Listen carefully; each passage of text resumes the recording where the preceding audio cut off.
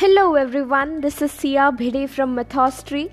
Let me start off today's episode by asking you to wonder about what would you score in your tests if there was no zero in the number system.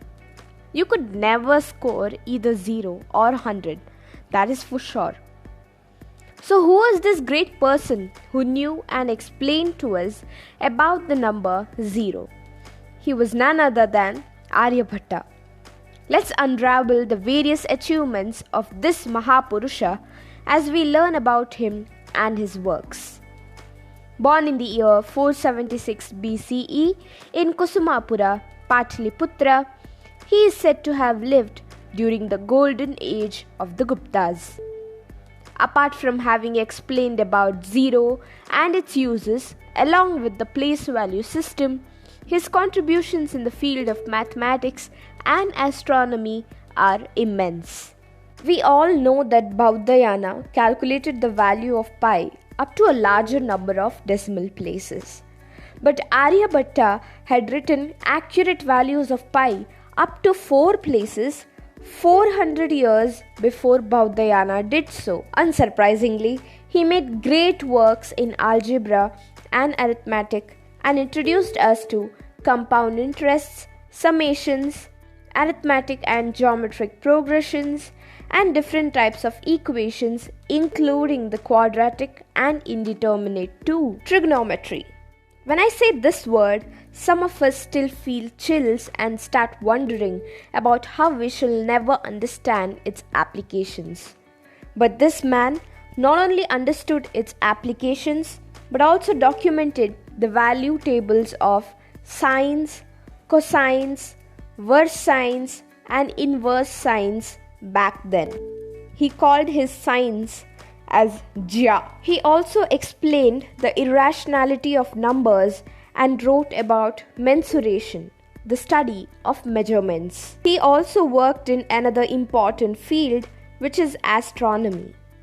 In his treatise, the Aryabhatiya, he explains vividly about all the astronomical instruments that were in use back then, some of which were the Chaya Yantra, Yasti Yantra, Chhatra Yantra, and 2 types of water clocks too. He also measured the distance between the earth and moon to its nearest millimeter. Isn't this amazing? I mean, back then, we didn't have evidence, written or scientific, about a satellite. We still do not know how he measured the distance. Based on this fact, let us put our thinking caps on and wonder why the scientists named the first satellite of India as the Aryabhatta. He strongly advocated the heliocentric model of the universe, which places the sun in the center of the universe. And remember, this was almost 10 centuries before Copernicus of heliocentric model fame said so. If you know why we have days and nights, or why our planets move and change of seasons, including fall and rise of tides, you have him to thank for. The shape of our earth is spherical and all planets revolve in elliptical orbits. This seedling of thought was first sown by him in the minds of great astronomers, young and old. He explained to us about eclipses and calculated occurrences of lunar eclipses, including the lunar eclipse of 1765, of which the duration was nearly correct. He also documented that a day does not have 24 ghante but has 23 hours, 56 minutes and 4.1 seconds to be precise. When Al-Biruni and Al-Khwarizmi had travelled to India, they came across his works and mentioned him in their travel logs. He wrote the book Aryabhatiya at the mere age of 23. He later on became the Kulapati, or the correspondent of Nalanda University,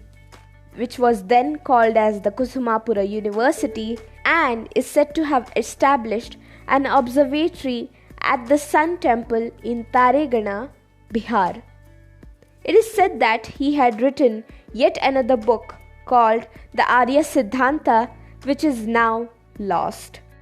His achievements are rightly recognized in our country as the first satellite and lunar crater is called the Aryabhatta, along with the mention of this satellite on the reverse of the 2 rupee note. Aryabhatta Research Institute of Observational Sciences that conducts research in astronomy, astrophysics, and atmospheric sciences is also named in his honor. The government of Bihar established a state university called the Aryabhatta Knowledge University. Scientists also named a species of bacteria discovered by ISRO in the stratosphere as the Bacillus aryabhatta. So this was it about the great legacy of the great mind Aryabhatta. But our journey in this path of science and history is still incomplete. I'll be back with yet another mind in the next episode. And if you liked this video, don't forget to like, share, comment, subscribe or follow Mythostory. Let's build the community.